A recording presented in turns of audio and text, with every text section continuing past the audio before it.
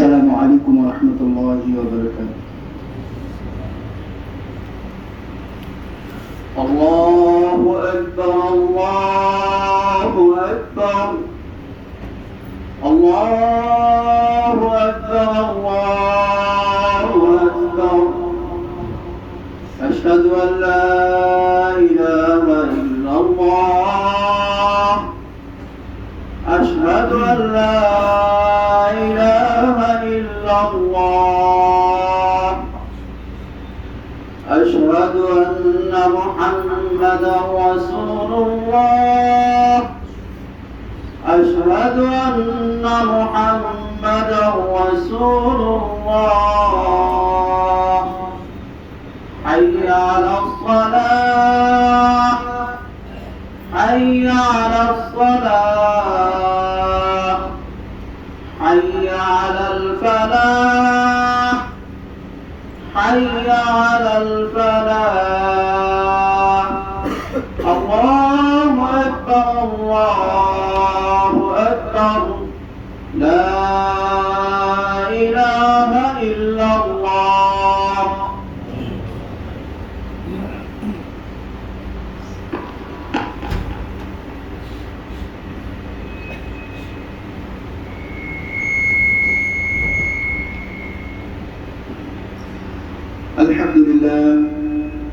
الحمد لله ولي الحميد ذي العرش المجيد الفعال لما يريد. أحمده سبحانه وأشكره وعلى الشاكرين بالمزيد. وأشهد أن لا إله إلا الله وحده لا شريك له شهادة الإخلاص والتوحيد. وأشهد أن نبينا وسيدنا محمدا عبده ورسوله أفضل الأنبياء وأشرف العبيد صلى الله وسلم وبارك عليه وعلى آله السادة الأطهار وأصحابه البرة الأخيار ذوي القول السديد والنهج الرشيد والتابعين ومن تبعهم بإحسان إلى يوم الوعيد وسلم تسليما كثيرا المزيد. أما بعد، فأعوذ بالله من الشيطان الرجيم. بسم الله الرحمن الرحيم. يا أيها الذين آمنوا اتقوا الله حق تقاته ولا تموتن إلا وأنتم مسلمون. وقال سبحانه وتعالى: يا أيها الناس اتقوا ربكم الذي خلقكم من نفس واحدة وخلق منها زوجها وبث منهما رجالا كثيرا ونساء واتقوا الله الذي تساءلون به والأرحام إن الله كان عليكم رقيبا. وقال سبحانه وتعالى: يا أيها الذين آمنوا اتقوا الله وقولوا قولا سديدا يصلح لكم أعمالكم ويغفر لكم ذنوبكم ومن يطع الله ورسوله فقد فاز فوزا عظيما.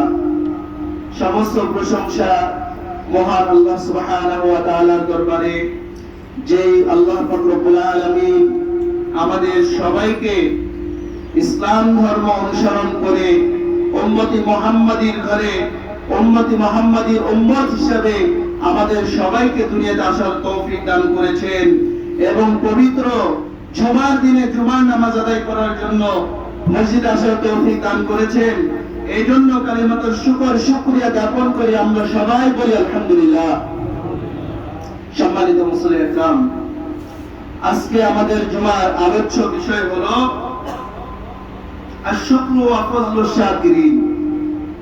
আল্লাহ সুবহানাহু ওয়া তাআলার শুকরিয়া আদায় করা এবং আল্লাহ সুবহানাহু ওয়া তাআলার যদি আমরা শুকরিয়া জ্ঞাপন করি তাহলে এর ফজিলত আল্লাহ সুবহানাহু ওয়া তাআলা আমাদেরকে কি দান করবে, এই ব্যাপারে ইনশাআল্লাহ আমরা আলোচনা করার চেষ্টা করব। সম্মানিত মুসলিম ইকরাম, আল্লাহ সুবহানাহু ওয়া তাআলা পবিত্র কালামের মধ্যে ইরশাদ করেন, ওয়াশকুরুলি ওয়া লা তাকফুরুন। তোমরা আমার কৃতজ্ঞতা জ্ঞাপন করো, অকৃতজ্ঞ বান্দা হয়ো না। আমাদেরকে মহান আল্লাহ সুবহানাহু ওয়া তাআলা সৃষ্টি করেছেন, এটা আমরা সবাই দিলে প্রাণে এবং মনে প্রাণে এটা বিশ্বাস করি। যে আল্লাহ পাক রব্বুল আলামিন আমাদেরকে রিজিক দান করে, আল্লাহ সুবহানাহু ওয়া তাআলা আমাদের হায়াত দান করেছে, আল্লাহ সুবহানাহু ওয়া তাআলা আমাদেরকে সুস্থ রেখেছেন, আল্লাহ পাক রব্বুল আলামিন আমাদেরকে সুস্থ মস্তিষ্কের অধিকারী বানিয়েছেন। এটা আমরা সবাই দিলে মানে আমরা বিশ্বাস করি। আমরা যেমন এটা আল্লাহ সুবহানাহু ওয়া তাআলা আমাদেরকে এই নিয়ামত দান করেছেন এটা বিশ্বাস করি, তেমনি ভাবে আমাদেরকেও এই আয়াতের উপরে আমাদের বিশ্বাস স্থাপন করতে হবে। যে আল্লাহ সুবহানাহু ওয়া তাআলা বলেছেন, ওয়াশকুরুনি ওয়া লা তাকফুরুন, তোমরা আমার কৃতজ্ঞতা জ্ঞাপন করো, আমার অকৃতজ্ঞ বান্দা হলো না। সম্মানিত মুসলিম ইকরাম, কেউ আমাদের উপকার করলে সেই উপকার সম্পর্কে আমাদের সকলের উচিত তার প্রতি সন্তুষ্ট প্রকাশ করা। আর আনন্দ সন্তুষ্ট প্রকাশ করার একটি উপায় হলো কৃতজ্ঞতা প্রকাশ করা। উপকারের কৃতজ্ঞতা প্রকাশের জন্য আমরা আমাদের বাংলা ভাষায় বলে থাকি ধন্যবাদ, আরবিতে বলে থাকে মাশকুর, এবং বিভিন্ন ভাষায় বিভিন্ন লফজ বা বিভিন্ন শব্দ থাকে। আল্লাহ সুবহানাহু ওয়া তাআলা শুকরিয়া আদায় করা বা কৃতজ্ঞতা জ্ঞাপন করা ইসলামে এটাকে অনেক বড় গুরুত্বপূর্ণ বিষয় বলেছে। আল্লাহ কোরআন এবং রাসূল হাদিসের মাধ্যমে অসংখ্য হাদিস এসেছে, অসংখ্য কোরআনের আয়াত এসেছে যেন আমরা কৃতজ্ঞতা আদায় করি।